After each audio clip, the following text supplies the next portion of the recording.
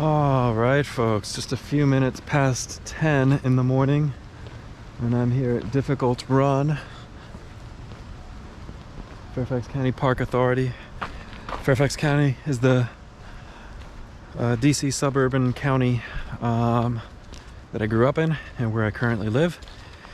And this trail that I'm going to be getting on today is called the Gerry Connolly Trail, after the one of the local representatives here.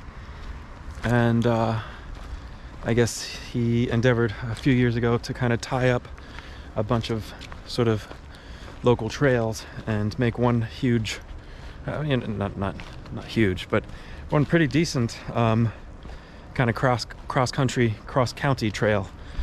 So it goes from the north edge of Fairfax County, mostly south, about 40 miles, to the south edge of Fairfax County, to the border of Prince William County. So just across the Potomac River from the north edge is Maryland, the DC suburbs of Maryland, and then just across the Occoquan River to the south is Prince William County, Virginia, where my brother lives. So yeah, this is 40 miles, not much elevation. I think it's like 1,600 feet of elevation gain on the whole trail, which certainly isn't a ton. 40 miles, I'm looking at probably 2 days out here is my plan. I want to do 20 today and 20 tomorrow. There is no camping allowed in any part of any of these trails. And I think most, if not all of these trails and parks close at dark. So we'll, I brought my tent. My tent is camouflage, and I'm pretty comfortable pitching it, staying out of people's way. So we'll kind of see how we go when we get there, but we got 20 miles to hike before we get there. So yeah, kind of been a bit of a bucket list sort of trail since I first heard about it less than a year ago. Not that it's super challenging, but it could be kind of cool just to walk from one end of the county to the other. So we'll see how we go. Right now I'm walking north from the nearest road to get to the Potomac River, so that I can kind of tap the starting point, turn around, and then backtrack this little bit of trail and continue beyond that Difficultrun trailhead where Daphne just dropped me off. So yeah, we'll get going.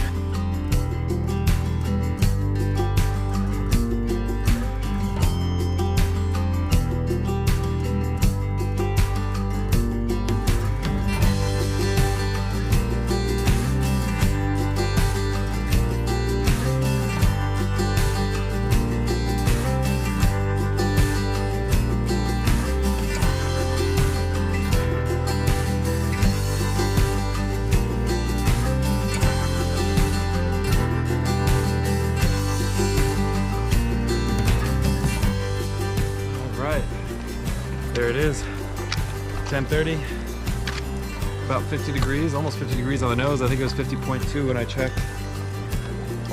There we go. And that's me checking in at the Potomac River. Now we get to backtrack a little bit along the Difficultrun trail. We actually wound up taking the Ridge Trail in to get here.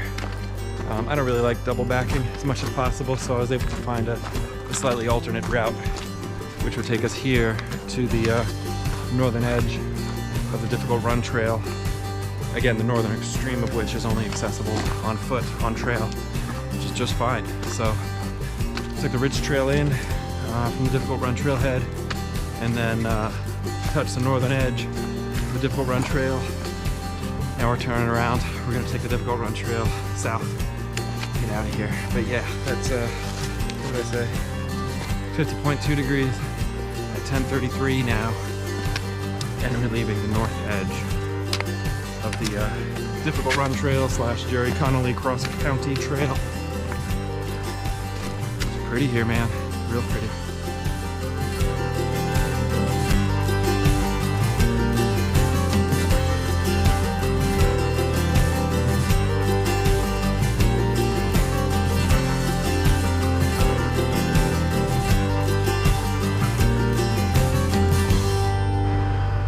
There's the handsome fellow, the Gerry Connolly cross-country trail.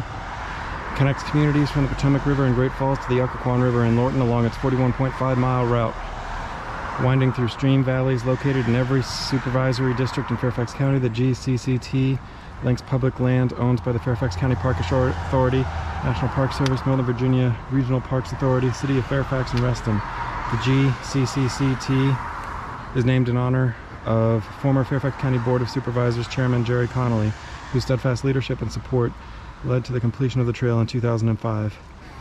Chairman Connolly was instrumental in acquiring thousands of acres of former Lorton Reformatory property, which included the southern terminus of the GCCCT.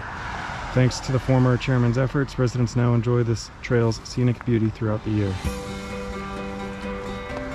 All right, nifty. Thanks, Jerry.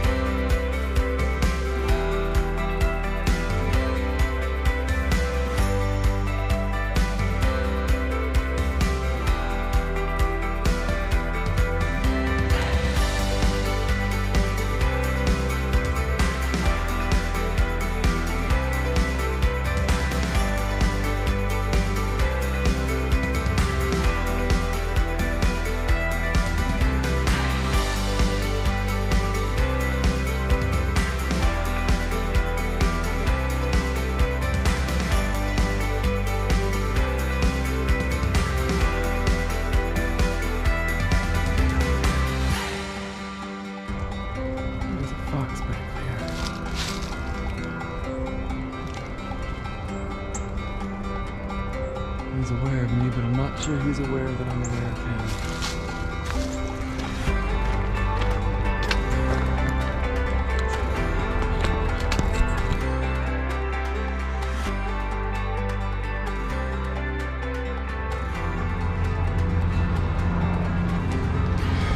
Whew, all right. Well, probably just about 200 feet off the cross-county-trail is that place, Chung Man Chicken, which you could see from Germantown Road. I say trail, really, like this past 2 miles or so, I'm just walking along the road, which is not very fun. It's not unsafe. I mean, there's sidewalks and stuff, or not as unsafe as it could be, but still not very much fun. Not a whole lot of nature. But I think I should be probably about a mile, maybe a little less than a mile from getting back into the woods, which is going to be great. So I stopped up at Chung Man Chicken. I got some delicious Korean fried chicken and a beverage, and kind of waited for the sun to catch up to where I'm at, because I think probably pretty soon after getting back into the woods, I'll start looking for a place to pitch up my tent. I'd rather not do it in the dark, but I also can't do it during the day, considering I'm stealth camping. So anyways, we'll go ahead, get back to moving, and I'll check in with you guys a little later. All right, y'all, it's 5:53 p.m. 55.8 degrees, so still pretty mild. And I just got my tent all pitched up here. I doubt very much if it'll show in the video, but I'm pretty happy with the spot I found. Hopefully it's fine. First experience stealth camping. Basically, I'm 300 miles south of the trail of the nearest, I said 300 miles, my goodness, about 300 feet south of the nearest trail, and then just about 400 feet north, compass north of those houses whose lights you might be able to see behind me. But there's also just a tiny little divot in the earth here, which I think, you know, from any sort of vantage would kind of hide the bottom of the tent and just kind of make it a little bit trickier to see. So usually I wouldn't camp in a divot, but the weather's supposed to be perfectly clear. It's been clear for a few days, so there's no like mud or anything like that. I'm not expecting any rain or anything, so I think it'll be fine. It's not supposed to get very cold either, so I just brought out my 20-degree sleeping bag, and hopefully that should be great. As I mentioned in one of my last clips here, I think my last clip, I already ate dinner, so you know, no need to cook or do anything like that. I am going to be breaking some of my rules. I'd usually love to pitch my beer bag and all that, but you know, I have that high-vis strip of super reflective safety material on the outside of my beer bag, and I really don't want that to be like catching anyone's attention. So instead what I'm going to do is just sleep with my bear bag and my fanny pack, which also has some snacks and trash in it, just immediately outside of my tent, just in case there are any critters. I'd rather them tear apart my fanny pack and my bear bag without tearing apart my tent. So they'll be close, but they won't be in my tent. Not ideal, but I mean, again, there's really no bear here. The biggest thing I'd have to worry about is mice or raccoons or something like that, which can do some damage to my gear, but can't really do so much damage to me, hopefully. So yeah, with that, I mean, I know it's only 6 o'clock, but I'm gonna go ahead and turn in because I don't have a whole lot more recording to do in the dark. So hopefully it's a sound, uneventful night, and I will check in with you all in the morning, and we can kind of review whether this was a pretty good spot or a pretty bad spot once the sun comes up. So yeah, thanks for watching. I'll check in with you guys tomorrow.